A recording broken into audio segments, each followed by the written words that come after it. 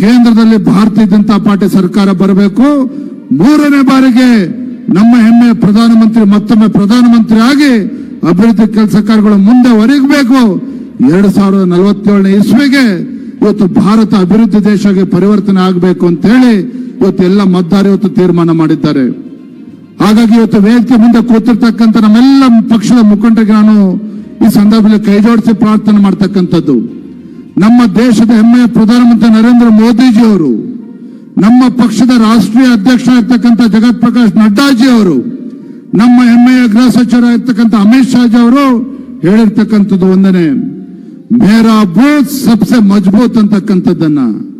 ಮೇರಾ booth Sabse ಮಜಬೂತ್ ಅಂತ ಹೇಳಿದ್ರೆ ಕೇಂದ್ರದಲ್ಲಿ ನಮ್ಮ ಹೆಮ್ಮೆಯ ಪ್ರಧಾನಮಂತ್ರಿ ಕೊಟ್ಟಿರ್ತಕ್ಕಂಥ ಜನಪರ ಯೋಜನೆಗಳನ್ನ ಕುಂತಲೆ ನಿಂತಲೆ ಅದ್ರ ಬಗ್ಗೆ ಮಾತನಾಡಿ ನಮ್ಮ ಫಲಾನುಭವಿಗಳೇನಿದ್ದಾರೆ ಅವರನ್ನ ಗುರುತಿಸಿ ಇವತ್ತು ಏನು ಫಲಾನುಭವಿಗಳನ್ನ ಗುರುತಿಸೋದ ಜೊತೆಗೆ ನಮ್ಮ ಪ್ರತಿಯೊಂದು ಬೂತ್ ನಲ್ಲೂ ಸಹ ರಾಜ್ಯದಲ್ಲಿರ್ತಕ್ಕಂಥ ಪ್ರತಿಯೊಂದು ವಿಧಾನಸಭಾ ಕ್ಷೇತ್ರದಲ್ಲಿ, ಪ್ರತಿಯೊಂದು ಲೋಕಸಭಾ ಕ್ಷೇತ್ರದಲ್ಲಿ, ನಮ್ಮ ಬೂತ್ಗಳಲ್ಲಿ, ವಿಶೇಷವಾಗಿ 5 ಲೋಕಸಭಾ ಕ್ಷೇತ್ರದ ಪ್ರಮುಖರು ನಾವೇನು ಕೂತಿದ್ದೇವೆ, ನಮ್ಮ ಪ್ರತಿಯೊಬ್ಬ ಕಾರ್ಯಕರ್ತರು ಕೂಡ ವಿಶ್ವಾಸನ ಕೊಡಬೇಕಾಗಿದೆ. ಪ್ರತಿಯೊಂದು ಬೂತ್ನಲ್ಲೂ ಸಹ ಕಳೆದ ಲೋಕಸಭಾ ಚುನಾವಣೆಯಲ್ಲಿ ಎಷ್ಟು ಮತಗಳು ಕೊಟ್ಟಿದ್ದಾರೋ ಅದಕ್ಕೆ ಸುಮಾರು 100-200 ಮತಗಳನ್ನ ಜಾಸ್ತಿ ಮಾಡಬೇಕು. ಹೆಚ್ಚು ಮತಗಳನ್ನ ಪರಿವರ್ತನೆ ಮಾಡಿ ಪ್ರತಿ ನಮ್ಮ ಬೂತ್ಗಳನ್ನ ಗೆದ್ದಾಗ ಮಾತ್ರ ನಮ್ಮ ವಿಧಾನಸಭಾ ಕ್ಷೇತ್ರಗಳು ಗೆಲ್ಲೋದಕ್ಕೆ ಸಾಧ್ಯ ಆಗ್ತದೆ, ನಮ್ಮ ಲೋಕಸಭಾ ಕ್ಷೇತ್ರಗಳನ್ನು ಕೂಡ ಗೆಲ್ಲೋದಕ್ಕೆ ಸಾಧ್ಯ ಆಗ್ತದೆ.